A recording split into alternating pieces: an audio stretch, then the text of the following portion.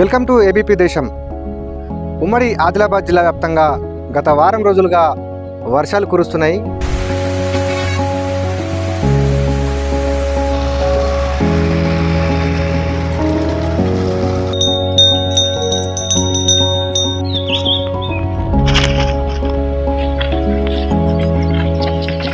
అయితే ఈ యొక్క వర్షాలకు మరి అన్నదాతలంతా కూడా మరి తొలకరి వచ్చేసింది. ఇక విత్తనాలు నాటడమే అనే ఉత్సాహంగా ఉల్లాసంగా చదువు సాగాలి, గొప్ప గొప్ప ఉద్యోగాలు సాధించాలి. Vignan deemed to be university. కొన్ని గ్రామాలలో అయితే ప్రచారం కొనసాగుతుంది. కొంతమంది విత్తనాలు నాటేందుకు సిద్ధమయ్యారు. మరి ఈ యొక్క తొలకరి రానున్నటువంటి తరుణంలో మరి విత్తనాలు నాటేందుకు ఇది యోగ్యమైన సమయమా అనేది మనతో పాటు ఆదిలాబాద్ కృషి విజ్ఞాన కేంద్రం శాస్త్రవేత్త డాక్టర్ రాజశేఖర్ గారు ఉన్నారు. సార్ చెప్పండి, తొలకరి వచ్చిందని అనుకుంటున్నారా? మరి మీ అభిప్రాయం ఏంటి సార్? రైతులు ఇప్పుడు విత్తనాలు వేసేందుకు కూడా సిద్ధమవుతున్నారు. అది ఇప్పుడు యోగ్యమైన సమయం అని అనుకుంటున్నారా? రైతులకు ఏం చెప్తారు మీరు? ఓకే, సో ఇప్పుడు గత 3-4 రోజుల నుంచి చూస్తే మరి ఈ రాష్ట్రం మొత్తంలో అక్కడక్కడ వర్షాలు కురవడం అనేది జరుగుతూ ఉంది. అయితే ఈ వర్షాలు ఈ అరేబియా సముద్రంలో ఏర్పడిన అల్పపీడన ద్రోణి వల్ల కురుస్తున్నాయి. సో నార్మల్ మాన్సూన్ అయితే ఇంకా రాలేదు. సో నైరుతి ఋతుపవనాలు అనేది నిన్న ఈరోజు వరకు ఈ కేరళను తాకడం జరిగింది. మరి జూన్ మొదటి వారం వరకు మరి ఇంకా మన తెలంగాణ రాష్ట్రంలో ప్రవేశించడానికి అవకాశం ఉంది. అదేవిధంగా మరి ఇప్పుడు కురుస్తున్న వర్షాలకు అనుగుణంగా రైతులు విత్తుకోవడం అనేది సరికాదు. ఎందుకంటే మనకు తెలుసు, ఏప్రిల్ మే మాసాలలో అత్యధికంగా ఉష్ణోగ్రతలు 40 నుంచి 45 డిగ్రీల ఉష్ణోగ్రతలు మనకు కనబడుతూ ఉన్నాయి. మరి అదేవిధంగా గాలిలో అంత ఉన్నట్లయితే భూమిలో ఇంకా ఒక 5 డిగ్రీల ఉష్ణోగ్రతలు ఎక్కువగా ఉండే అవకాశాలు ఉంటాయి. సో గట్టిగా వర్షాలు పడ్డాకనే ఈ యొక్క భూమి అనేది చల్లబడడం అనేది జరుగుతూ ఉంటుంది. కాబట్టి నైరుతి ఋతుపవనాలు వచ్చినాక అంటే జూన్ మొదటి వారంలో రైతులు విత్తుకోవాల్సిందిగా కోరుతూ ఉన్నాం.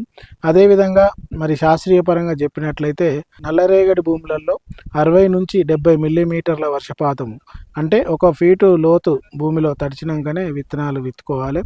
ఇప్పుడు విత్తుకున్నట్లయితే కొంత మరి విత్తనం అంటే మురిగిపోయే అవకాశం ఉంటుంది.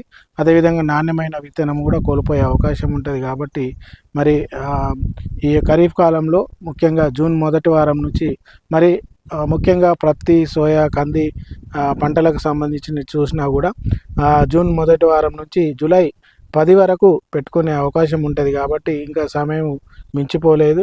కాబట్టి ప్రస్తుతము ఈ అత్యధికంగా ఉష్ణోగ్రతలు భూమిలో వేడి ఉండడం వల్ల ఈ యొక్క విత్తనాలు విత్తుకోకూడదు. అదేవిధంగా మరి ఈ సంవత్సరము 105% వర్షపాతం కురుస్తుందని వాతావరణ శాఖ వాళ్ళు వెల్లడించడం జరిగింది. సో దానికి అనుగుణంగా మరి ఈ యొక్క అత్యధిక వర్షాలకు అనుగుణంగా ఈ బోధసాల పద్ధతి లేదా ఎత్తుమడుల పద్ధతి ఏ పంటలో అయినా కూడా వాడుకోవాలని సూచన. సో ముఖ్యంగా మరి ఈ యొక్క ఎత్తుమడుల పద్ధతి ద్వారా మరి కాలువలలో నీళ్లు నిలిచినా కూడా మరి ఎక్కువైతే బయటకు పారదోలడానికి, అదేవిధంగా తక్కువైతే తేమను నిలుపుకోవడానికి ఈ యొక్క రిడ్జ్ అండ్ ఫర్రో లేదా ఎత్తుమడుల పద్ధతి అనేది ఉపయోగపడుతూ ఉంటుంది. అదేవిధంగా మరి పత్తిలో కొంత ఈ యొక్క దిగుబడి పెంచుకోవడానికి అధిక సాంద్రత పద్ధతి అనేది కూడా ప్రాచుర్యంలో వచ్చింది.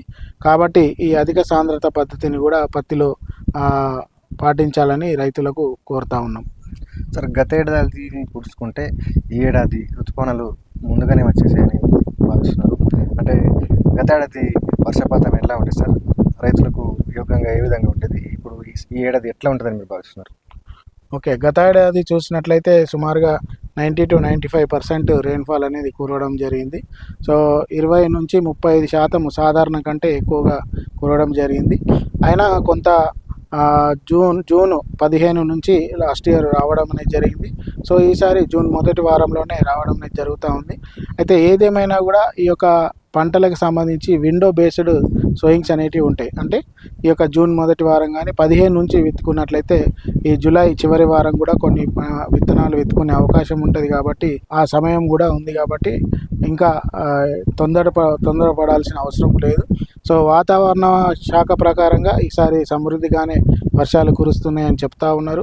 సో ఇప్పటి నుంచి పంట చివరి వరకు కూడా అంటే సుమారుగా మన వర్షాధార ప్రాంతంలో అయితే సెప్టెంబర్ లేదా అక్టోబర్ 15 వరకు కూడా కురిసే అవకాశాలు ఉన్నాయని చెప్తా ఉన్నారు. కాబట్టి మరి ముఖ్యంగా వర్షాధారంగా పండించే పంటలు రైతులు ఎటువంటి ఆందోళన చెందాల్సిన అవసరం లేదు.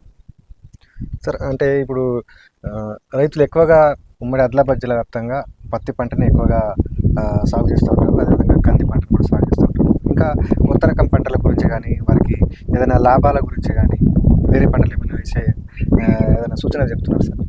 ఓకే.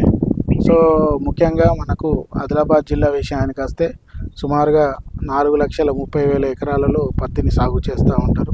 అదేవిధంగా వర్షాధారంగా, ఎందుకంటే మనకు ఇక్కడ నీటి సౌకర్యం కానీ అంటే బోర్లు బావులు చాలా తక్కువ ఉండడం ద్వారా వర్షం పైన ఆధారపడి సాగిస్తూ ఉంటారు. కాబట్టి సో ముఖ్యంగా ఈ యొక్క నల్లరేగడి భూమిలో అదేవిధంగా వేరు వ్యవస్థ ఒక 2 ఫీట్ల లోతులో పోయి మరి సుమారుగా 20 రోజుల వరకు వర్షం లేకున్నా కూడా నిలదొక్కునే పంట పత్తి పంట.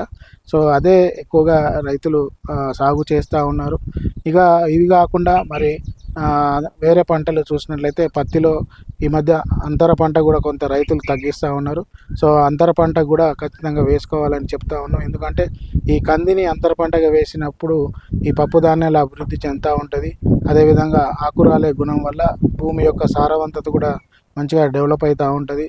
అదేవిధంగా రసం పీల్చే పురుగుల సంఖ్య కూడా పత్తిలో తక్కువగా ఆశించడం అనేది జరుగుతూ ఉంటుంది.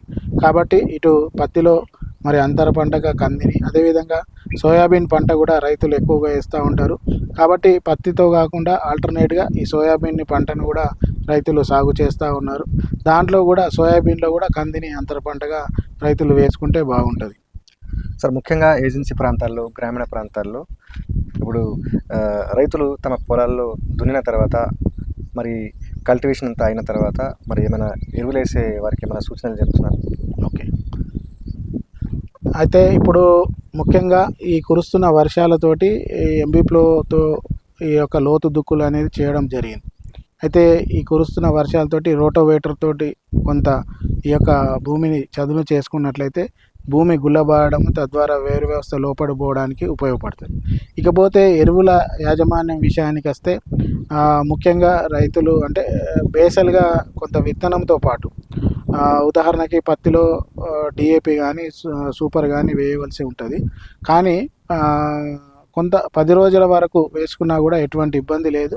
సో అదేవిధంగా సోయాబీన్లో కూడా మరి యూరియా లేదా సూపరు, అదేవిధంగా పొటాష్ ఈ విత్తనం వేసేటప్పుడు కానీ లేదా విత్తనం వేసిన 10 రోజులప్పుడు కానీ, అదేవిధంగా కందిలో కూడా యూరియా కానీ డిఏపి కానీ ఈ ఏదైతే బేసల్ ఫర్టిలైజర్స్ ఉన్నాయో మరి సుమారుగా ఈ కాంప్లెక్స్ రూపంలో ఉన్నటువంటి ఫర్టిలైజర్స్ అన్నిటిని కూడా ఆ విత్తనం వేసేటప్పుడు కానీ 10 రోజులప్పుడు కానీ వేసుకోవాలి. తర్వాత ఈ యొక్క పైపాటుగా మాత్రం ఈ బాసర పెరుగుని వేసుకోకూడదు. అదేవిధంగా కొంత రైతులు ఏంటంటే ఈ పంటలలో పొటాష్ వేయడం అనేది చాలా లోపంగా ఉంది. ఉదాహరణకి ఈ సోయాబీన్ పంటలో 25 కిలోల పొటాష్ ఒక ఎకరానికి వేయవలసి ఉంది.